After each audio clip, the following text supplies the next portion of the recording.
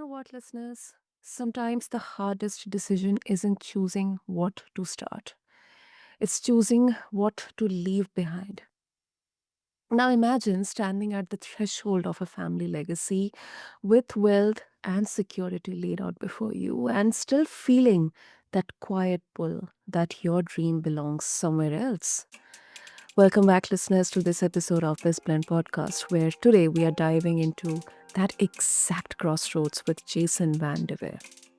Now, Jason walked away from a nine-figure family business to build his own dream from scratch. From creating Goal Crazy, a goal setting planner that's touched over 40,000 lives, to building a multi million dollar real estate portfolio and now authoring Dream Driven, Jason knows what it means to turn vision into reality. So, listeners, this conversation isn't just about entrepreneurship, it's about courage, conviction, and the messy process of finding the business idea that truly belongs to you. So, Jason, welcome to the show, and I'm really, really honored to have you here with us. Yeah, I'm looking forward to this discussion. Thanks for having me. Absolutely. Um, so, Jason, leaving a family business worth nine figures is almost unimaginable to many. So, what did that decision really feel like for you? Like, was it fear, freedom, or maybe both? Yeah, there was fear of the unknown. There was a lot of excitement. I had been working at my family owns car dealerships in Akron, Ohio, in the United States. So I'd been working there in all the different departments to learn all the aspects of the car dealership. And my dad is the car dealer. Him and my uncle own it, and they have so much passion for the business. They love it. You can just see how the business is an extension of them. And I knew that I was not going to find that at the dealership. It didn't align with this natural desire inside of me. So, although it was frightening to turn down the opportunity because being a car dealer is financially a very unique opportunity. It's a big business, but I knew I wanted what they had. They had something that they were so excited about that allowed a better version of them to come out and live, and that really fueled me for it. But I was definitely afraid. Like when I left, other than my family members and my direct managers, I didn't really tell any of the employees because I was afraid of what they would say. And some of the ones that I told what I was doing, uh, they told me it was just bad idea, crazy idea. Um, so I didn't want that bouncing around in my head. So I Mm. kind of left without telling many people. Yeah. I mean, I can so much, relate with that. And I think so many listeners, they wrestle with that tension that you can have stability but still feel misaligned. And I think your story proves security doesn't always equal fulfillment. Hmm. Yeah, absolutely. And uh, I mean, what exactly did make you, um, you know, um, make a transition into this? Like what exactly made you anchor through this? Because I mean, what was it, a vision or a strategy, or it was just, sheer stubbornness? I don't think necessarily stubbornness. It was a dream. So I journal a lot. I journal about my dreams, my goals for my life. One of the habits that has been really influential for me and that I tell people to do is I take 10 minutes every single day and just dream about the life that I want for myself, what I want to do, the lifestyle I want to create. And because of that, I have such a clear vision in my head of the life that I want to create. And when I knew the dealership wasn't going to give me that, my my dreams were really what was drawing me forward. It was like, okay, I can see this life so clearly in my head. It gave me a target to aim at, and it gave me the confidence to go out and pursue it. Yeah. That's such a solid answer, Jason. And when you mention about dream now, um, there's a common belief that follow your passion, follow your dream. It's a dangerous advice because passion or having just the dream alone doesn't pay the bills. So, um, I mean, many of us would have a dream, maybe a dream business model or a perfect business idea in our mind. But I think many of us stumble exactly when it comes to the execution, the strategy, or sometimes we are not able to accept the output as well or the setbacks. Because, let's just admit it that entrepreneurship is a very, very, not very, but comparatively a very isolating journey. Comparatively, of course. Um, there will be your family members or your people, your team who will be there. But um, why do you think? I mean, what kind of opinion do you have on this? When Yeah. exactly get Yeah, started? this is really good because I think that your passion alone won't pay the bills, but your passion will give you the courage to overcome the challenges. It's like, I think starting a business, no matter what, is going to be hard. In my experience of starting businesses, I've interviewed dozens and dozens of entrepreneurs on my podcast. I've met a lot of entrepreneurs. It's just hard. And when I was starting my business, some of my friends were also starting businesses at the same time. And some of them took more of what I call the easy money approach, where they just looked for what's the easiest business that can earn me a ton of money. And that's how they chose their business idea. Versus I found something that completely aligned with a passion of mine, that all the metrics that they were looking at said it was too competitive. There wasn't enough potential money to be made. It basically said it was a bad business idea, but I was passionate about it. However, we all ran into challenges starting our business. So the my friends who had the easy money business, they just quit because if the foundation is easy money, if either the easy or the money part disappear, then you're going to walk away. But for me, it's like my desire to start this business was huge. It outweighed any of the challenges that were less that showed up. It gave me the courage to push through them and to weather those storms. So I agree. Your passion won't alone pay the bills, but your passion is what's going to fuel you to take the actions to solve the challenges that arise. Uh, Totally, yeah. totally, totally. I really love that zeal. When you say that passion, Yeah. it definitely provides you the fuel in there. Mhm. Um, and talking about goal crazy, I mean, you have sold Jason over $1 million in planners, which is, specifically the highlight here. It's an incredible feat for a physical product in the digital age. When we all have been bombarded by notes or online digital journals and whatnot. How did you validate goal crazy before pouring in time and money? Yeah. So luckily, I part of my process of designing the planner was I interviewed a bunch of successful entrepreneurs and I wanted to figure out how are they setting their goals, how are they tracking their progress, how are they holding themselves accountable. I wanted to take those lessons and put them into my planner. And through that process, the entrepreneurs gave me guidance on how to launch my business. And if it wasn't for that guidance, I don't think I would have gone through the quote unquote validation process. But they really helped me and said, look, you need to validate this is a winning planner design first. And one of my mentors recommended me to host focus groups where I get groups of people, maybe 4 to 8 to 10 people, and I would give them a booklet of my planner design, and they would go through it page by page. They would try it out, and I would get feedback. And at first, when I was given that advice to try it out, I thought it was a silly idea. I thought it would be a waste of time. But out of respect to this person, I hosted the focus group. And the first one, it was scheduled to be an hour long. It went over 3 hours long, and it Wow. was it was incredibly painful. It was People were giving me a lot of negative feedback. They were saying, "This doesn't make sense. This is too much writing. It's repetitive. I don't get what I'm supposed to do here." It was just a lot of negative feedback. So Okay. afterwards, I was crushed, right? I had left my beautiful job I had at our family's car dealership. I'd spent months working on this design. I felt like a failure. But Mm. after I kind of sat in my car for a while after this focus group, I remember realizing now I have this list of here are the problems with my design. And if I fix these problems, it'll be so much better. So I addressed those problems and I hosted another focus group. And I ended up hosting, I believe, 7 of them.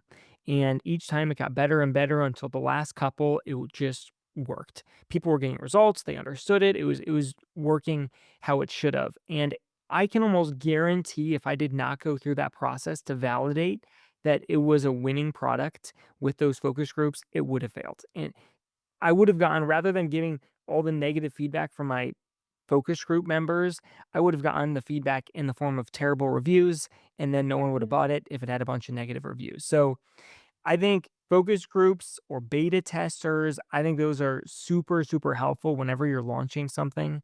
Now, like if I'm going to launch a course or a coaching program, I want to have people try it out first so I can work out all the flaws before I market it.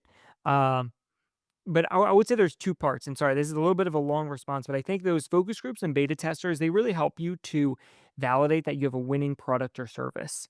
But I think the other thing you have to validate is that there's a demand in the market. Are people willing to pay for it? And Yeah. a way that you can validate that is by pre-selling your product. So, for example, with my planner, I pre-sold it. I emailed people that I knew who were in my target market and said, "Hey, I designed this planner. It's gonna help you accomplish your goals. I'm ordering a batch of them. Would you be willing to buy one for $20? If so, Venmo me 20 bucks and you'll get one of the planners in the first batch." And I pre-sold them, and that gave me confidence to know people are willing to buy it.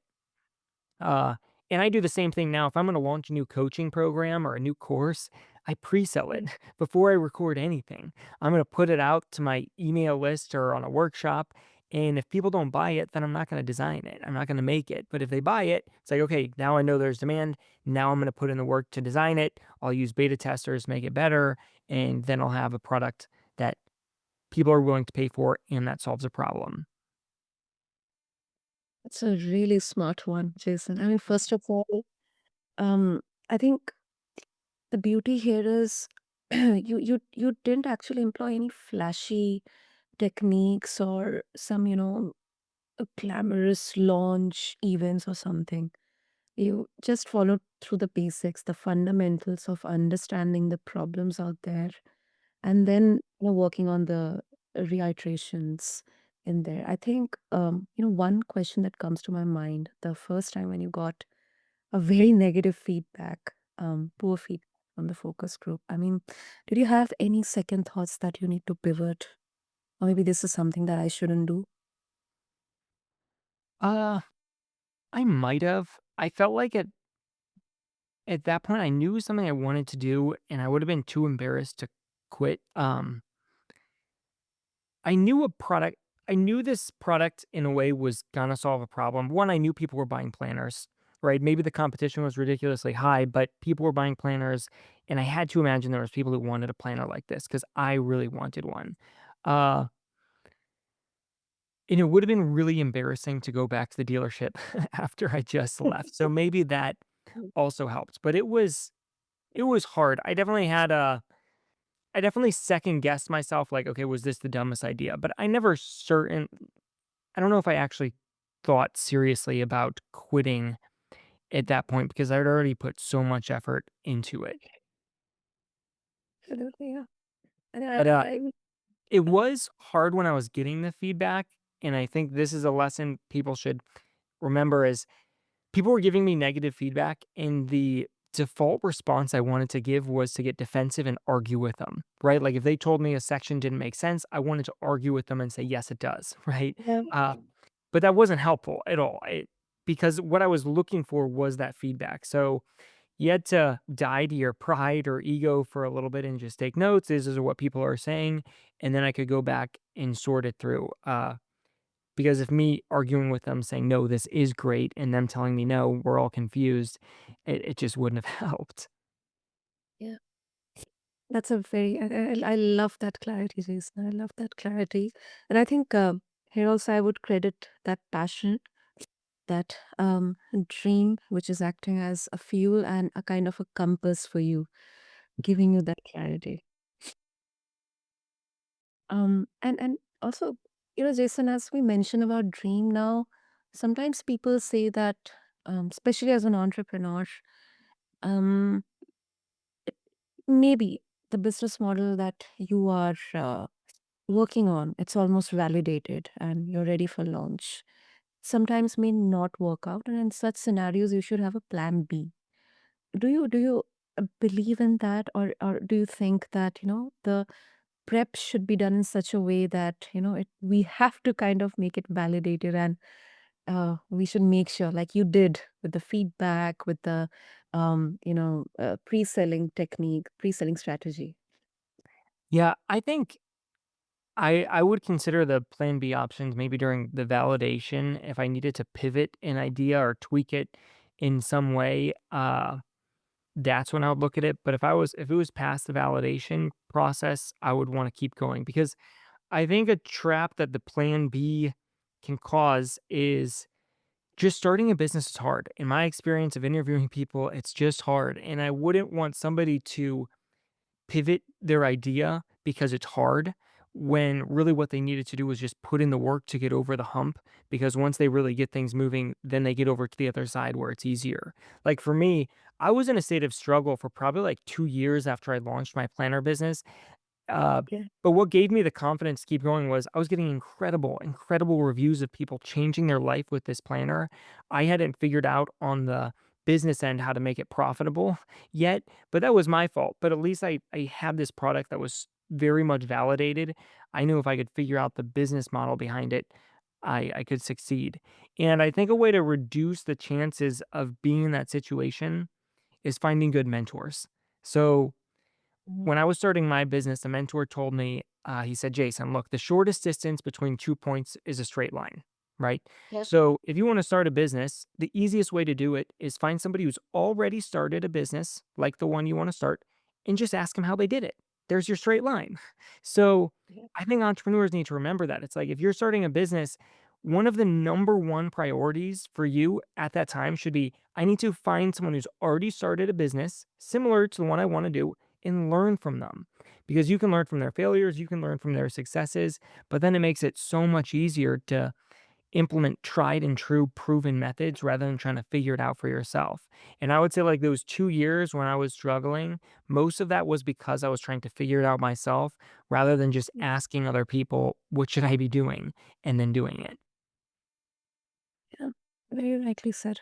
Very rightly said, Jason. I think this is such an important part of any entrepreneur's journey.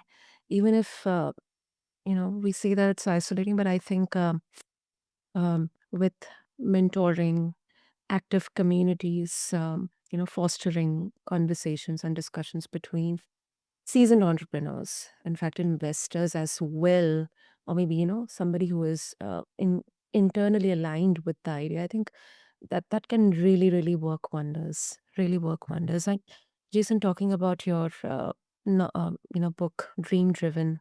Um, what exactly do you want the readers, the listeners, to take away from your book, which is about to get released? Yeah.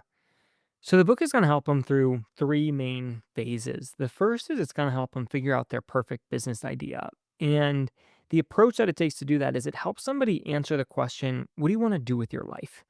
Because once we can get clarity on that, once we get clear on this is the lifestyle that you want to create, then we can design what will be the business that'll be the means to make that dream lifestyle happen. I always tell new entrepreneurs, look, your business should be the means, it shouldn't be the end, right? The end should be the lifestyle you want, and then your business is the means to create it. So it's going to help them figure out their dream business idea. The second thing it's going to help them do is validate that it's a quality product or service, that there's demand for it. And the third thing is how to launch the business, even if you don't have a whole bunch of money to throw at it. That's super. That's really super. Ah, wonderful, wonderful. So Jason, before we wrap up, if our listeners, they would like to connect with you and also listen to your podcast, Gold Crazy podcast, and also get a hold of your upcoming book, what would be the best way? Yeah, so my book is called Dream Driven and it's available on Amazon. So it comes out officially on September 9th. So you can just search on there Dream Driven, check that out. My website is goalcrazy.com, and that's goal like a soccer goal, GOAL, goalcrazy.com. Probably a great place for anybody to start though is I have a free course that they can access. It's at goalcrazy.com/course. And this course is the exact course that my planner starts out with. I mean, I sold this course like you mentioned earlier, over 40,000 times. If they hired me to coach them, the course that's in the planner is the exact questions that I would sit down and ask somebody, helping them figure out where they're at in their life right now, where they want to be, and start putting together a plan to get them there. But they can access that course completely free so that they don't need a coach to ask them those questions. They can do the deep work and get the clarity for themselves. So they can get that at goalcrazy.com/course. Super. Super. I'll make sure to have all the details in the show notes. And congratulations in advance, Jason, for your upcoming book. Thank And you. thank you. Thank you so much because personally, what I'm taking from your journey is that, success, it isn't just about building a business that works, it's about building life that feels like yours. So thank you so much. Yeah. Yeah. Thanks for having me. It's been a pleasure. So, to all the listeners out there, if you're wondering whether to stay safe or start fresh, please remember that courage isn't about having no doubts. It's about choosing the dream anyway. So, until then, thank you to everyone for tuning into this episode of BizBlend. Maybe today is the day you stop asking, is this idea good enough? And start asking, am I ready to live a life I'll be proud of? Until then, this is your host, Sana, signing off. Thank you.